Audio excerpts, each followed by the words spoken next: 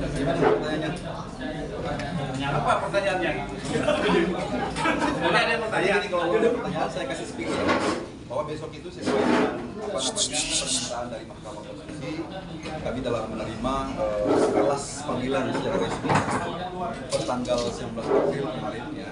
Sehingga semua pihak itu diwajibkan untuk menghadiri agenda untuk pembacaan putusan baik dalam perkara dengan register 01 maupun perkara dengan register 02. Agenda persidangan besok itu dimulai tepat pada pukul 9.00 sesuai dengan permintaan dan undangan atau panggilan dari Mahkamah Konstitusi, sehingga kami tim kuasa hukum secara lengkap ya, di bawah pimpinan Profesor Yusri Mahendra besok pagi kami sekitar pukul 7.00 sudah berada di gedung Mahkamah Konstitusi dengan agenda tunggal yaitu mendengarkan putusan atau pengucapan putusan Mahkamah Konstitusi. Jadi karena besok ini sangat dibaca secara lengkap ya, dalam artian dua perkara sekaligus. Jadi mungkin sangat padat ya, karena pasti putusan MK itu ribuan halaman, sehingga pasti persidangan itu sampai dengan sore hari. Mudah-mudahan saja besok agenda ini berjalan dengan lancar, berjalan dengan tertib, kemudian berkat supporting dari semua pihak, dari semua elemen, aparat keamanan, TNI Polri. Tentunya kami harapkan sungguh bahwa agenda besok ini menjadi berjalan sebagaimana mestinya, agar yang saya katakan tadi bahwa adanya kepastian terhadap persoalan perselisihan ini bisa diselesaikan dengan cara yang baik, adanya solusi konstitusional tentunya agar persoalan agenda-agenda ketatanegaraan semacam itu dapat berjalan sebagaimana yang telah ditentukan oleh peraturan perundang-undangan. Dengan demikian, apalagi seperti yang saya tegaskan tadi dalam press conference tadi bahwa putusan ini diharapkan dapat diterima oleh semua pihak. Karena kenapa? Poinnya adalah waktu yang diberikan, ya, alat-alat hukum yang telah dipergunakan oleh semua pihak, baik mengajukan ahli, mengajukan saksi, mengajukan alat bukti, meminta kepada pihak mahkamah untuk menghadirkan pihak-pihak lain seperti misalkan menteri dan seterusnya, semua telah dipenuhi. Sehingga dengan demikian kami berharap bahwa tidak ada yang tersisa.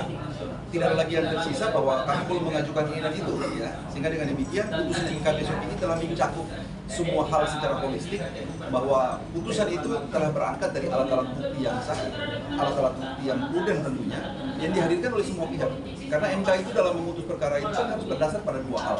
Yang pertama berdasarkan pada Undang-Undang Dasar 45 atau Konstitusi, dan yang kedua berangkat dari alat bukti dan keyakinan hakim. Jadi hakim itu harus diyakinkan dengan alat bukti. Hakim tidak boleh memutus dengan contoh, tidak boleh memutus dengan opini, tidak boleh memutus dengan hipotesa. Hakim itu harus memutus berdasarkan fakta-fakta hukum yang tentunya secara resmi itu terungkap dalam persidangan. Tidak boleh alat bukti itu muncul dari luar jendela, atau alat bukti itu muncul dari satu tempat lain yang tidak pernah diverifikasi oleh mahkamah.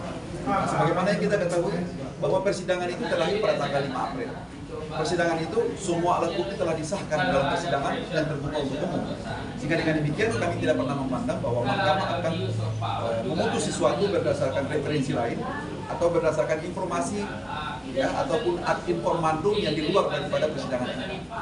Kalaupun ada kelompok-kelompok tertentu, apakah kelompok Anici yang mencoba untuk menyampaikan pendapatnya, hemat kami, idealnya itu disampaikan di depan persidangan sebelum tanggal 5 itu, pada saat itu persidangan close, persidangan tutup. Supaya apa?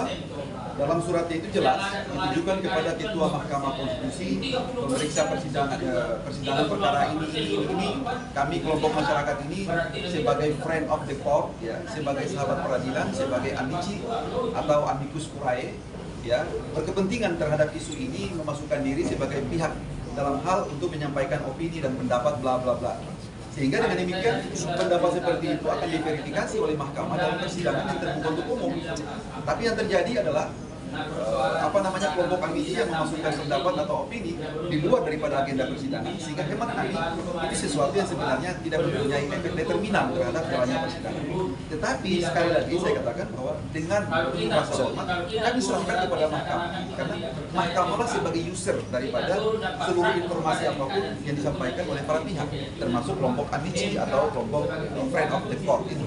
Mahkamah nantinya akan melihat secara bijaksana apakah memang informasi itu sesuatu yang mempunyai nilai berharga, mempunyai nilai hukum, ataukah seperti apa. Itu kita kembalikan kepada mahkamah, karena kami sangat meyakini bahwa hakim-hakim yang ada di Mahkamah Konstitusi, terutama 8 orang hakim konstitusi yang menangani sengketa pilpres ini, adalah orang-orang yang sangat independen, yang mengedepankan prinsip independensi of judiciary yang tentunya sangat imparsial, mengadili perkara ini secara objektif dengan tingkat kenegarawanan yang sangat tinggi. Sehingga kami tidak ada sedikit pun keraguan untuk itu.